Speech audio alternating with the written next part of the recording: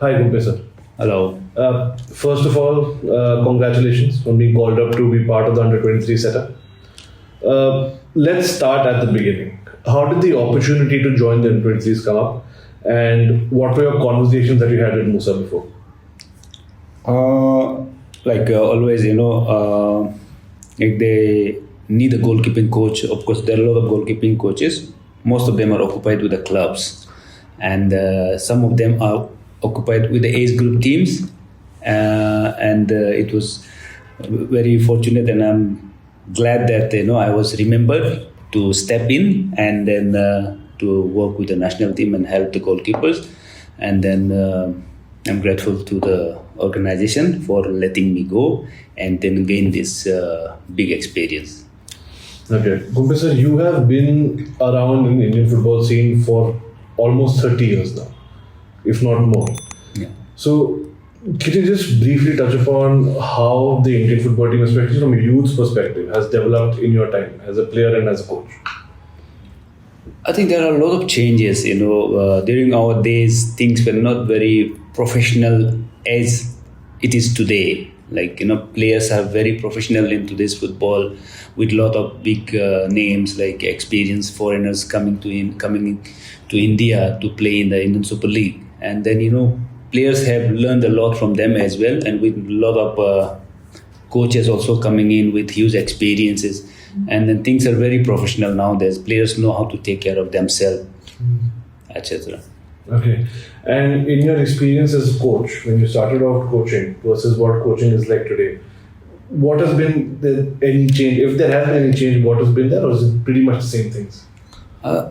Big change in terms of coaching, definitely. As a goalkeeper, when I played, I never had a goalkeeping coach. I never played under a goalkeeping coach. It was just a coach and an assistant coach those days. And we used to train under the senior goalkeepers. The senior goalkeeper used to help us, or it was left on our own. Whenever they need us, they will call us, or we used to train on our own. There was no scientific or modern way of training those days. But things have changed a lot in terms of coaching approach. There are a lot of certified and qualified coaches nowadays in India. We have a lot of our own Indian coaches as well.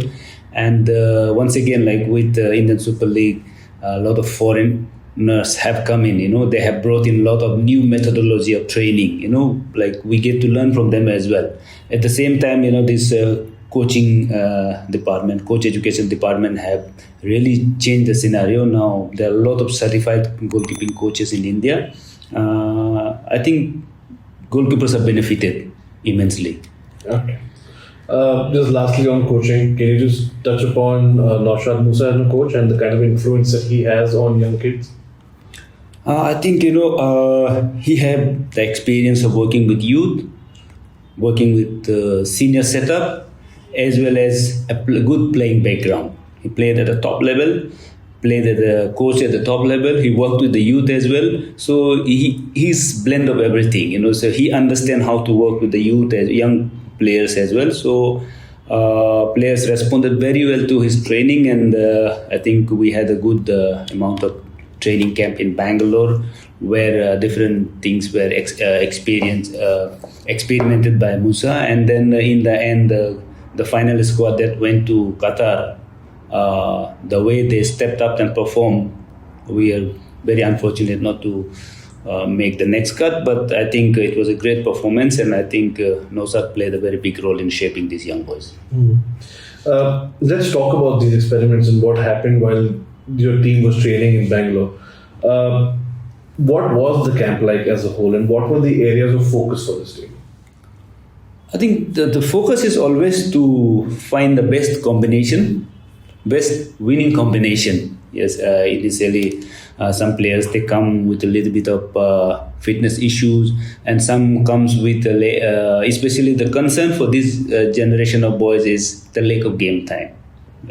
Few of them were playing actively and regularly with the first teams, but most of them are all bench warmers.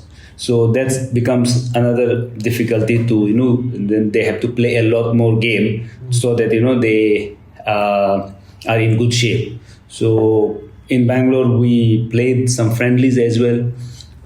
Started with FC Goa, gave us a good experience how it takes to play against a tough opposition, and then played some local teams as well. Before finally we traveled to Malaysia to play strong opponent Iraq.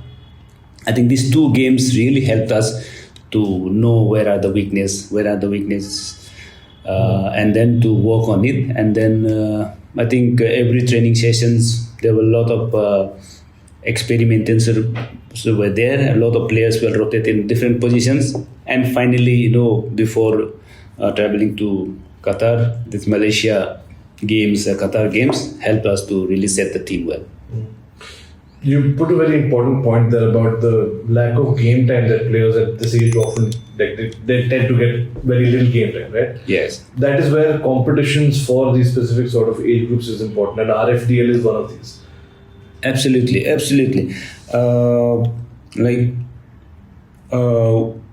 After under 17, we have this regular competition till the age of 17. Under 15, under 17, under 16, so many games are there. But after under 17, we don't see many competitions for under 18, under 19, under 20. There is no tournaments. So it becomes very difficult for these boys to play. Of course, they go back to their club and play with the reserve teams. But how many competitions are there? Thanks to RFDL, I think this serves as a great platform for these boys to play throughout the year, the regional round, then the final round, and after qualifying, and then we have the next Gen Cup. Again, you play against big teams from Europe. Always, we've seen that three teams have traveled abroad to play, and some of the editions we invited teams here in India. So where our top 4 teams, they get to play against this opponent. Like this RFDL serves as a great platform for these youngsters to play regularly. True. Now, speaking specifically of goalkeepers, there is no dearth of good, talented goalkeepers in the Indian ecosystem, even at the younger age groups. But do you think that they lack some sort of international exposure against teams from different cultures, different countries? That is always there. Only when you get to the national team, you get those experience to play against a big opponent. Fortunately, we have a program where we take our boys for exposure tours abroad to play against good opponent. But unlike there are so many tournaments in other countries where they invite teams and play tournaments. I think we don't have that kind of platform in India where our young goalkeepers get to play internationally, unless you are in the national team. So that is a challenge. I think again, if you have to travel abroad, it involves huge cost. So I think not everybody can travel. So fortunately, we have been taking our boys on a regular basis abroad for exposure trips. I think that is RFYC have been taking our boys. I think on a regular basis, we take our boys to Japan to play the Sanix Cup and then some exposure tournament. And there are many more tournaments in Spain and other countries as well. So which really helps the boys to, they believe that they can compete with a stronger opponent. Yeah. Now, when you travel for these exposure trips or these international trips, what are the key differences you see in the boys that we have, the Indian boys that are there, and the goalkeepers from the foreign countries? In younger age group, the difference is not huge. I must say that the difference is not very big. The difference we see only after the age of 16 to 17 years onward that we see a little bit of difference, because from that age onwards they get to play a lot more competition with strong opponent, which we lack in India. But if you see, I think we can focus a lot more on technical aspect of player development when they're young. So I think technically we need to, if you see, look at the Japanese boys, under 16 boys and our under 16 boys, the technical ability of their boys, we can see there's a difference. There's a big difference in that. So from what you said, I think one of the key differentiators is just regular game time and regular competitive game time, even more so. Yes, competitive games, and they need to keep playing. everybody knows it's no secret. Like minimum 30 to 40 games they must play every year. So some teams they compensate, they play these games, but not every team plays these games. Now let's come back to this national camp that just happened. In the qualifiers, Sahil did a phenomenal job. I think he conceded just 2 goals in 3 matches. Yeah. So, what is your assessment of him and his qualities? I think he's physically strong boy. Have been regularly playing for the national team. So since the age group of under 16, he was with Bibiano for a long time, and then he went on to play for under 17, then under 19, and then now under 23. So I think that has helped him to gain those competition, and that experience of playing against international teams have helped him. He's now playing with Bengaluru. Of course, he's up against the big boy Gurpreet. So I think he will have his time. So he's young. He still have time. So I think he's a good prospect. And overall, as a squad as a whole, what is your assessment of them? You would have seen some of these boys for a long time. So, but as a squad, where do you think that this squad stands? Of course, this time we had a lot of young champs boys, RFYC boys in the camp. Around 8 of them were there in the camp, but finally 4 of them made it to the main squad. That's a big compliment to our setup here and all the coaching staff here. So, and the other boys also, I have seen them over the years. I think this group bunch of boys, I think, have a lot of promise, and they need to be playing together a lot more. If this can be kept together for a longer period of time, I think, already we have seen that 9 of them have been called by Khalid to the first team training camp, and I believe and I hope that some of them will at least make it to the final squad, and that will be a big boost for the other boys also to push themselves that, if they work harder, they can make the jump to the senior squad. So very promising team, need to play a lot more together, and then more exposure matches for these boys. Just very briefly, can you talk about the RFYC boys in the camp and then the final squad also? You've seen all of them since they were kids. Now you're seeing them at the national team stage as well. So just a brief word on those guys. Yes, our boys, of course, our boys were good. Our boys, I would say, they have just graduated from the academy, so they're just into the first team setup. So it's a big thing for them. So I think another couple of years more. Most of them are 2006 and 2005 born, our RFYC boys. So they are still eligible to play the next 2 to 3 years of under 23s. So 4 of them made it this year. I feel the remaining boys who couldn't make the cut this time will be able to make it in coming years. Maybe we see a full 11 of RFYC boys someday. Okay, that will be a dream 11. All right. We've talked about the RFDL and we've talked about the number of games that under 21 should play. I think even Naushad Musha had mentioned recently that at an under 21 level, the ISL should not be your main sort of goal. Your main goal should be just getting as much game time as possible. You briefly touched upon that, but do you agree here? Absolutely. If you are in an ISL team, some of the key positions, I know we have there are foreign players who plays in those positions. So those players, it becomes difficult for them to get more game time. So in this case, there are some smart kids who, rather than sitting on the bench, they sign for an I-League club where they get more game time. That would be a smart choice for these boys. Of course, the financial thing also comes into play here. The ISL clubs, they give them a better package. So that is something the players also has to think. If some clubs, I-League clubs, are giving the same amount and they are maybe a little bit less and they get more game time, it's for them to choose. But I think the game time is important, and then the players has to be smart to make the choice. Maybe 1 or 2 year regularly play, maybe in a lower division, but they need to play regularly. Now, the qualifiers ended in a heartbreak, right? But like you touched upon the fact that there were quite a few positives. This is still a good sign for the future. If you had to pick one positive, I think what was the biggest sort of positive for you despite the results? They made a statement that we can also play football. So the quality, the brand of football that they displayed, we dominated most of the games that we played in Qatar. So the performance itself speaks very loudly about these boys' prospect of making taking the next step. So the performance that these boys made was really amazing.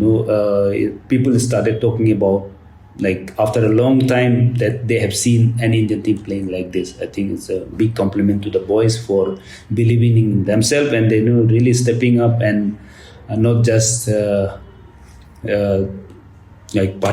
we were not there just to participate. We were really hungry for the victory there. Yeah. And then the performance itself, I think everybody have seen it, and I think if we believe in our boys and give them more opportunities, I think we can do much better. Fully agree. The way the team played, I think, was a big departure from what we've been used to with Indian teams. Yeah. But let's talk about that final game when the results came in and we didn't make it through. What was the mood like? What were the conversations in the dressing room at that point? There were games being played simultaneously in different venues. The last game, we had to rely on other results as well. So, but we knew that we had to win by big margin. Winning is one thing, but we had to win by a big margin, and then wait for the result of the other match. So everyone was focused. The boys also gave their best, but sometimes things don't work out for you.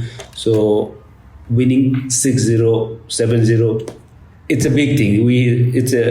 It's a win is a win, but we could have scored more goals. Yeah, we dominated the proceeding. We almost 80% of ball possession, plus a lot of attempts on the goal, except ball going into the net. And then after the result, yes, we knew that it was not enough. We could have scored a lot more goal, but still there were chances. So Qatar and Bahrain was playing. If Bahrain was leading till 89th minute 1-0, if Bahrain would have won that game, we were still through. But they equalized, and in injury time they scored one more goal, and it was a big heartbreak for us. So I think we couldn't sleep whole night. We were sitting there and talking about how close we came to qualifying for the next round. Yeah. So just now, looking forward, we've made it this far, which is itself a big step for us to do. What's next? What is next for this squad and for the under-20 season for the Indian national team? We had a discussion about, but it's only up to the federation to make the implementation. But we discussed about, and I hope Musa has conveyed it to the federation. These boys need to play regularly together. So there was a suggestion that every FIFA window or whenever there's a national first team, senior team is assembling and playing a tournament, preparing for a tournament, why can't we assemble these boys from time to time and then train them together, or maybe play them some good friendly match with some countries, which will keep them in touch with those competitive games, and preparing for the next step, to make the jump for the first team as well. So I think if this thing can be done, I think it will really help these boys to keep their momentum and then continue performing well. Okay. Just lastly, Gumpe sir, I'm going to put you on the spot a little bit. You've seen a lot of goalkeepers, seniors, current national team players and academy players. If you had to pick over the next 10 to 15 years, who would be your pick to be India's long-term number one goalkeeper? It's a difficult choice because we don't say. I won't say that there's only one top goalkeeper. We have a number of goalkeepers who are equally good. That's why I asked. It's going to be a very tough call. Yeah. So anyone you pick, anyone they can perform. Like especially Gurpreet have shown that why he's the number one, and we have Amrinder, young. If we have to talk about young goalkeepers, I think Gurmeet is promising. He has been very consistent for his club. Vishal have been very consistent for his club as well. Unfortunately, he was with the national team for a very short time and there's some issues. So I hope he can also make a comeback. And then Ritik, again showing good promise. He just started playing for the first team, I think since last season, and he has been very consistent. And he was even considered by Khalid for the first team for the Kafa Cup. He was there, so I think he's also very promising. So I won't pick one individual, but as I said, there are a group of goalkeepers. Anyone you can pick, any one of these bunch, they are ready to play for the national team and give equal performance. Perfect, Kumar. I tried to catch you out there, but you